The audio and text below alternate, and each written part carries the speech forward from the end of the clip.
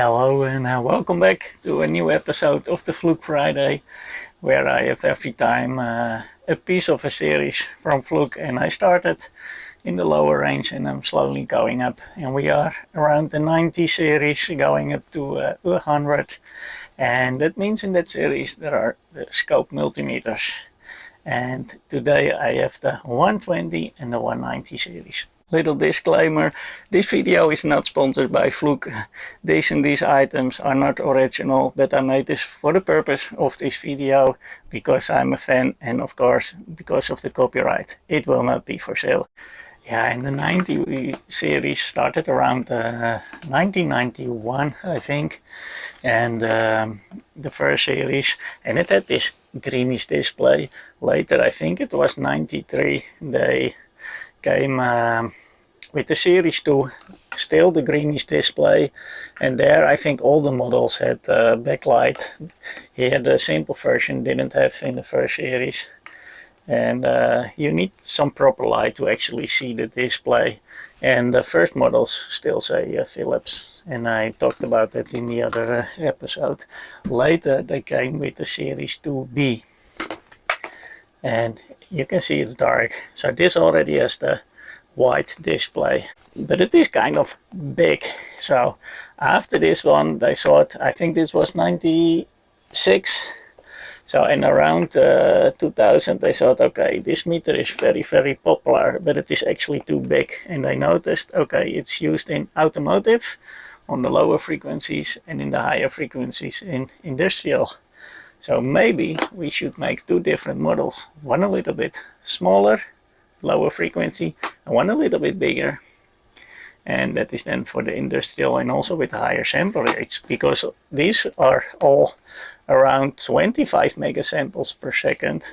And the little new one, the 120 series, also has that, but the 190, they go up to 500, all the way up to 2.5 gigasamples.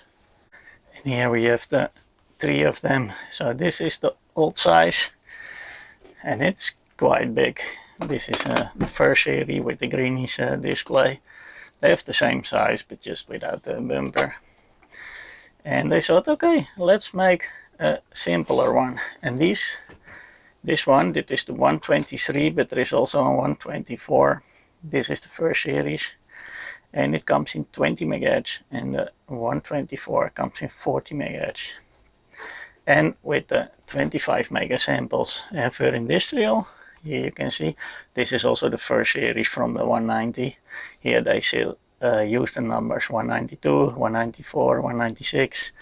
Later they, I think there is also a 190C, so probably there is also a B. But nowadays they use just 190 stroke, and then it is the 102 or the 104, and so it's 100 megahertz, 2 channels or 4 channels, and then you know a lot better what frequency it is. And then they go even up to 2.5 gigahertz, but this is the gigasamples. This is the first series, 60 megahertz, but already 500.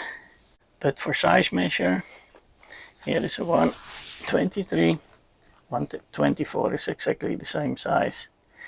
This is an 87. So in that sense, yes, it is a bit bigger, but it is also an oscilloscope. So yes, we like a bigger screen, so you get a bigger device. But I think they made a good choice with this one. So the 120 and the 190 are both 2-channel oscilloscopes. And the 190 has the normal BNCs, and if you want to measure voltage you can do it directly. If you want to do ohms you can do it directly, but once you start to measure temperature or current, you need for everything a special probe, so that is a bit of a pity. The 120, they thought, well, I don't know, they maybe thought because it's used in automotive, maybe these people don't know how a BNC works, or they just thought it breaks off too easy. So they thought of, it is a combination of a banana. So if you want to measure just voltage, you take these two, this is a second channel. But these bananas are sort of shielded. So I found this out later. If you find one second hand and you are interested, make sure you have one of the probes. For the bananas, it is no problem. But for the shielded, if you want to use the shielded for the higher frequencies, because I think you can measure up to 1 megahertz, a little bit more maybe, with just normal banana probes. But if you want to go up to 12 megahertz, I think is specified, you need to have the shielded probes. And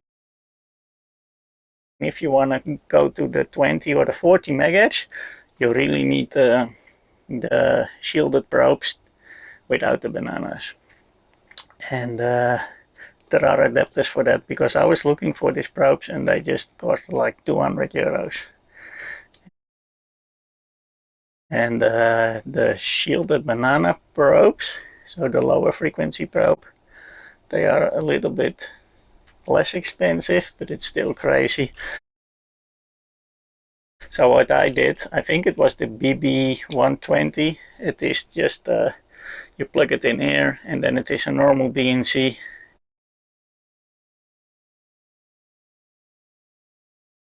You can just use your standard probes that you would use on a modern oscilloscope. But also these adapters are around 80 euros. It is crazy. So I tell you again, if you find one second hand, please ask for the probes if they are there, because you will have your cost afterwards. So both of one here. Let's see if it powers on. You see already this is also the, I think it's 240 screen. Also, you need to be careful that sometimes you will have lines in them and you cannot repair it other than replacing the whole display, and that will probably just cost you exactly the same as the whole thing you bought second hand. Always ask if there are lines or not. And while we've seen this in the other video, this actually, the battery was still good. This was a bit of a gamble buying this one, because they said that the battery was good, only there were no probes, there was nothing. Yes, there were the standard probes. Clearly this was used in automotive because of all the oil. It's not even Fluke probes, I think. But it came with it, no adapter. So I found the adapter plug to charge it, and it actually is running on batteries right now. I don't know how much capacity, and it didn't have lines. He had no photos to prove it, but he said, yeah, it's really true. So I took the gamble, and it turned out to be that it was good. So let's see how the basic functions work. If we go here, we are sort of in a scope mode always, but here you have functions, volt, frequency, amps, ohms, and even capacitance. That's kind of cool. So how does that work? We just select with the arrows. They don't have a button in the middle for enter, but then they have here in the display the big enter, these multifunction buttons. So if I say I want DC volts, I push enter, and it is in DC volt mode. It is in auto mode. We can probably change it by the arrows to do it higher or lower, or we go back to auto mode.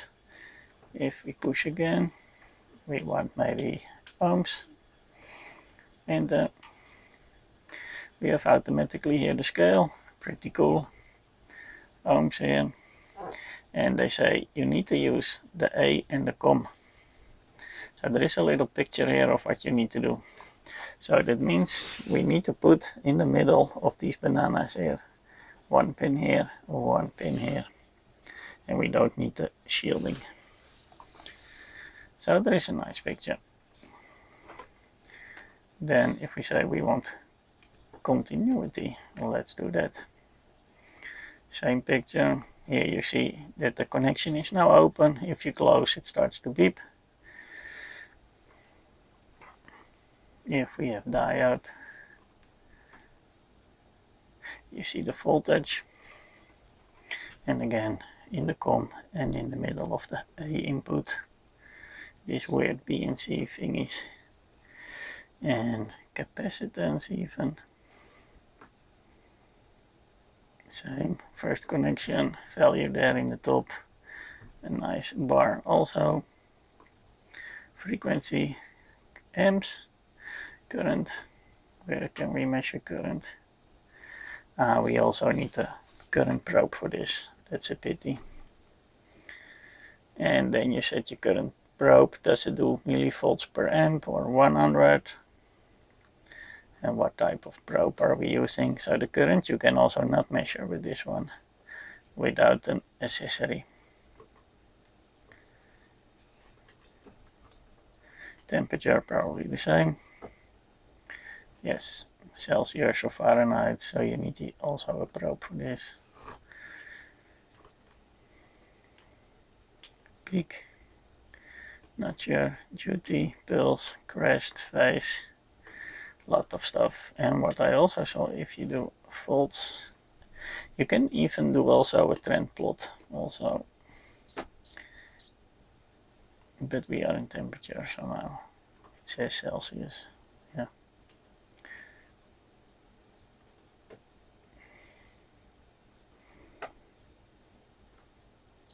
And then we have a trend plot. Now let's play with that a bit.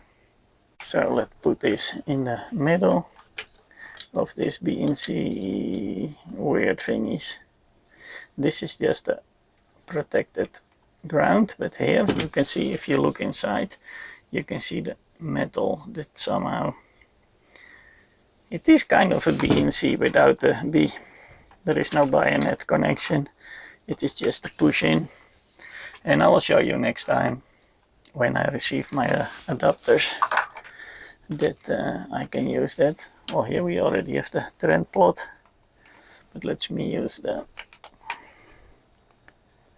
LBO2, my favorite little. Let's put 100, 200 millivolts, and we see the line going up.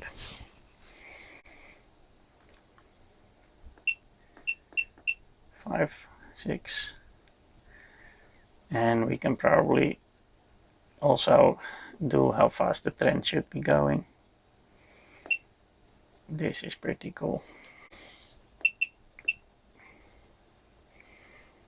I think it is like 5,000 counts.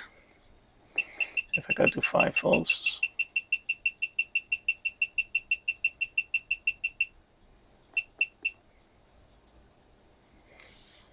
no, it's not that far off.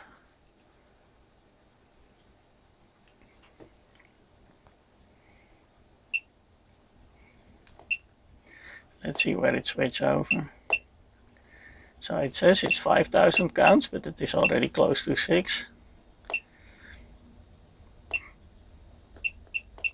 So you can do some overranging. 7,000 already. Interesting.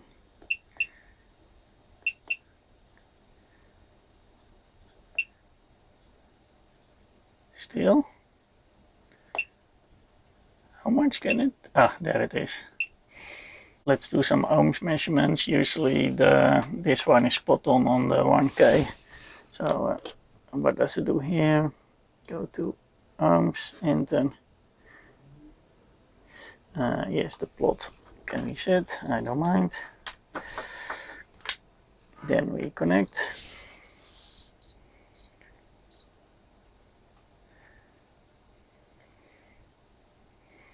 Yes, this is 1K 9999.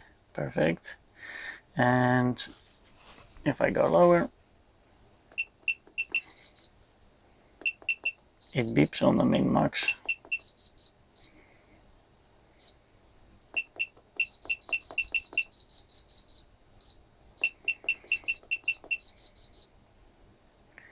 Why does it beep on the min max? Maybe if I switch off the plot.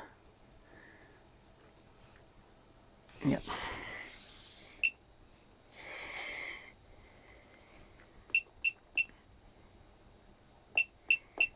So the lowest range is 5K, or does it go lower? Here, of course, 5.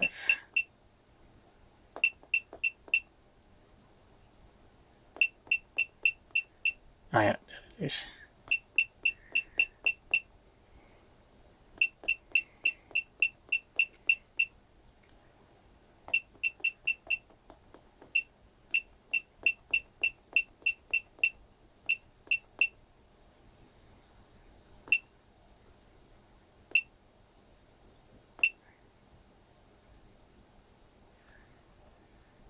Then we can also do the continuity. It is now on 20 ohms, so it probably will start beeping immediately. Continuity test. Yes, it beeps. And it stops at 50 apparently. 40.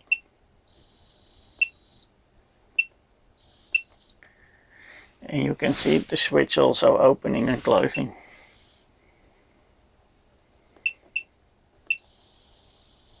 Not in this one. You see the beep. In the 190, we can see that later. You can even see the switch open and close.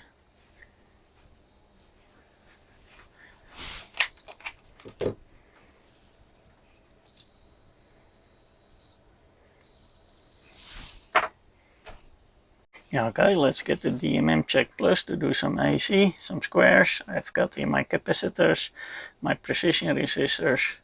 So we are still in resistant mode, so let's do that. Let's go quickly through the resistors. 100k. Yes.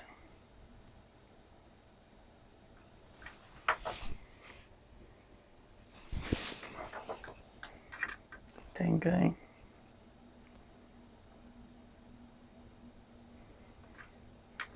1k.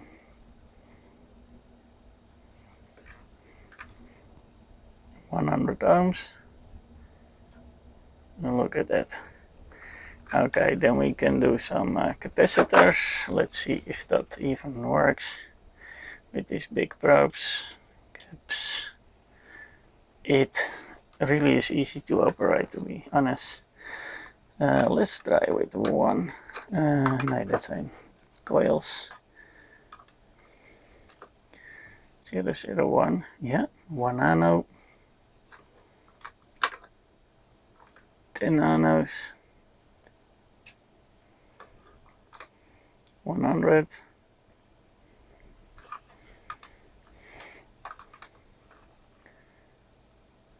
1 micro. That works, no problem there. Let's see, AC voltage.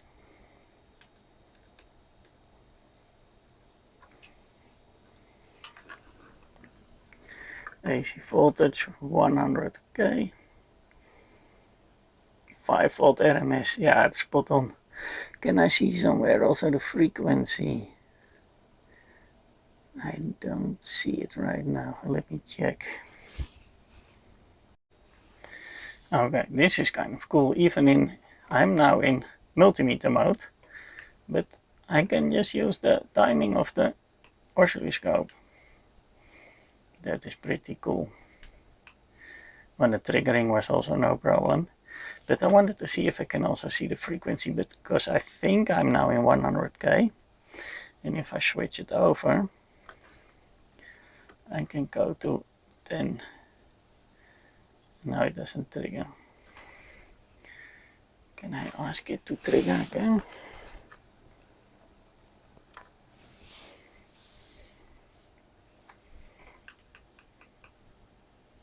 No, yeah. Maybe because I moved the cursor, I've auto button. Yeah, then now it triggers. I moved it so it went to manual mode, that's why it didn't trigger. And well, this is 5 volt RMS. And this is on, I think I have 100 Hz and 10k, so it's 10k. And this is 100 Hz, or the other way around. But I don't see the frequency, why not? Can we somehow combine that? Well, I can do the frequency here. So this is the 100 Hz. And this is the 10k, and you can see the voltage in the top. Okay. Would have been nice if you saw the frequency always in AC mode. And oh, here, if I do AC plus DC, now it says 10k and the frequency. Perfect, this is what you want. maybe even also the duty cycle.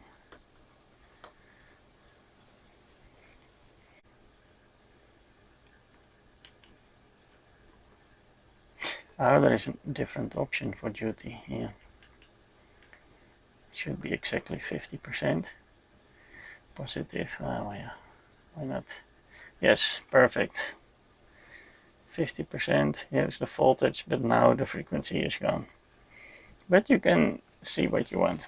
I like what I did in this 120 series, because in the 90 series there was really a difference between oscilloscope mode and multimeter mode. And here it is exactly the same. There is a one mode. The only thing that you do is if you click on oscilloscope that you get certain settings for the triggering on which channel, and it can even do video triggering, I saw. And in multimeter mode, what you want to multimeter, but the scope is always there. So they really made a meter that is super simple to use, because you just select what you want and the scope is always on. I pick now another adapter, and instead of taking the shielding from the side, I'm taking it now from the middle pin, just with the banana to BNC, and it actually works a lot better than I thought. Only that the contacts are not that good.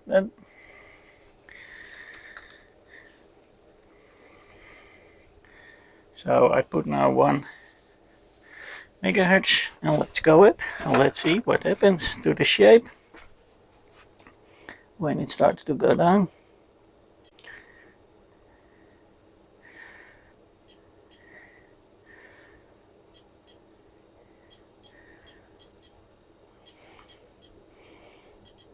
Now it starts to shrink. Yeah, that's indeed around 20 megahertz. So that's actually good. We can put a square, but then don't expect it to go up to, I don't know, 6 or something. Let me do a square.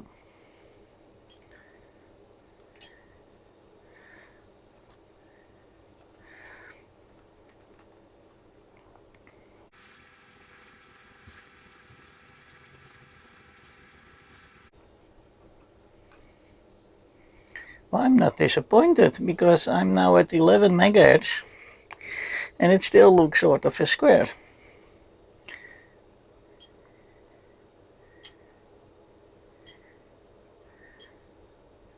And now it starts to go. And usually it's like 2.5 to 3 times the frequency. So that means it can go up to 30. So this is probably just a limited 40 megahertz. So that was the 120.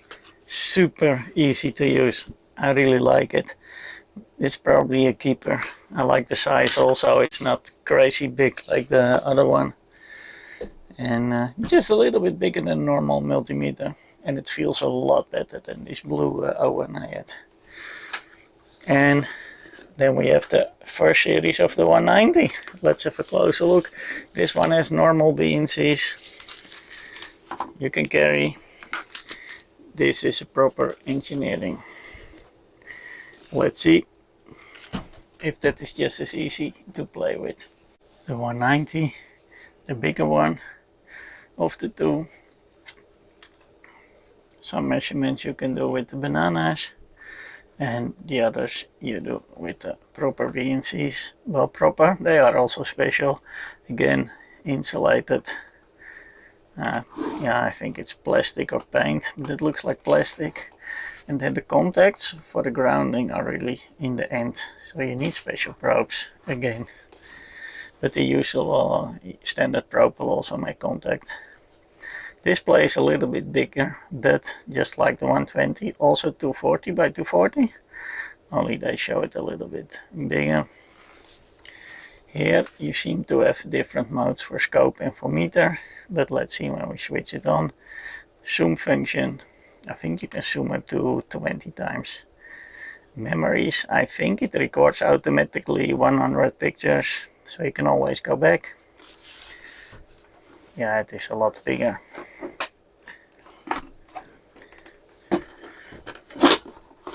And just like the 120, like the 90 series, they all have this optical adapter thing. You have these in old serial 9-pin or with USB. I have both of them, but you can just mix them because it's your serial. In the end, let's power it on. I do have a battery problem with this one, so it is taking a little bit more current than it should. Probably need to replace the battery. Switch it on. Here it comes. Yes, it needs to be calibrated, I know. And yeah, that is the problem that I told you with the lines. Most of the second hands have those. It is just a problem that they have. But if you change the contrast a little bit, you can make it less. So the lines show a little bit less. You can put a little bit less or more light. We can see what version it is. Version 4. Sounds like high. The last calibration was like 25 years ago, really? That's weird because I think they start making this in 2000. How is this 1995? So this is really one of the first models then. The language, all kinds of different language. Here you can see your line again. Options, how to adjust, battery save, battery refresh. Well, I didn't change the battery. And if we go to meter mode, relative on off measure what we want to measure. Let's say if we want to measure ohms, well, let's go to the same procedure. Here we have the AC/DC. Here you also see in the top, you need to use the middle two pins. Here, by the way, they have again the difference between a normal meter and the scope, because now we are in meter mode, and if I push scope, then we are in the scope mode. And I like that with the other one, that you had both at the same time. And if you don't like all these things in the bottom, you just click it away and you have a clean multimeter screen. Let's connect. Red one in the red, black in the black. This one should also have 5000 counts, but it probably also go to 7000 like the other one. What is my setting? Ohms. Let's go to volts. Let's go to 700 millis. Yes, it's in the 5000 counts mode, but it already goes to 700 millis. So this one probably also goes to a lot higher. Voltage works. Let's go to ohms mode, meter, measure, ohms. Yeah, you can see its family, the 120 and the 190 here in the top. We need to do this. Ohms, 20 ohms. Does it work? Yes, it says 21. The ohms mode was better calibrated in the small one. Let's go to 100. Yeah, it's a little bit high.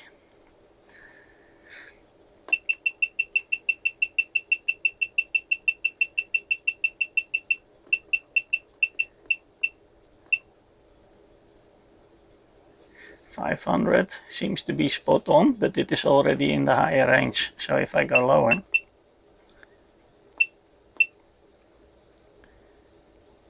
here it is high. So the first 500 is not well calibrated, because now it says 30 ohms too much.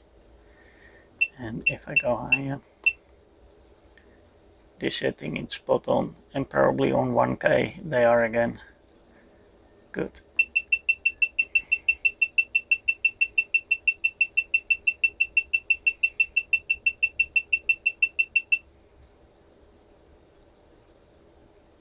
Yes, no problems here. Perfect. Let's do the continuity meter. And I usually don't read any manual, and still it controls so easy. And here you can see it's open. And I think you see it closed when the resistance is good. 40 ohms, no beep yet. 30, 20. Oh, it doesn't go below. What is this? I need to put my wires. Yeah, and here you can see it also close.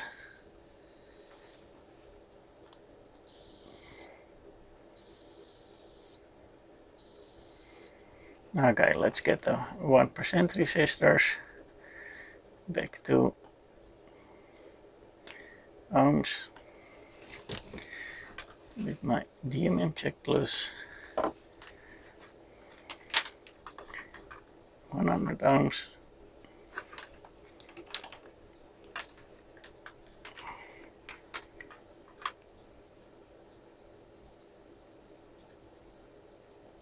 Yes, a little bit high. 1K. Well, it's 1%, so I would say spot on. 10K.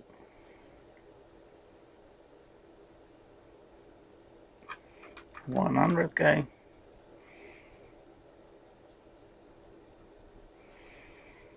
Okay. No capacitance in this one. Let's do some RMS. 5 volts. It does that. It is a little bit low. I don't see the frequency. If I do my other.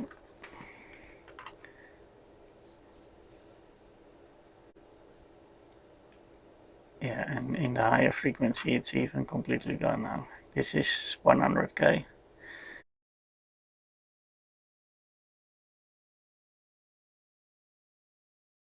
So that's a bit of a pity, the 190. Well, I bought it second hand. I knew there were lines in the display, but it seems, and I tried all different kind of probes, that the scope mode is just not working.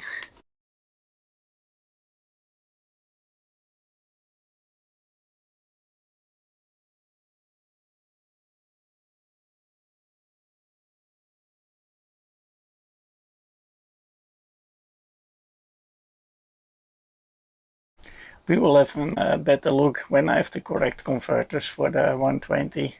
And of course, we need to see what is wrong with the 190. That's it for today. Thank you for watching, and I hope to see you next time.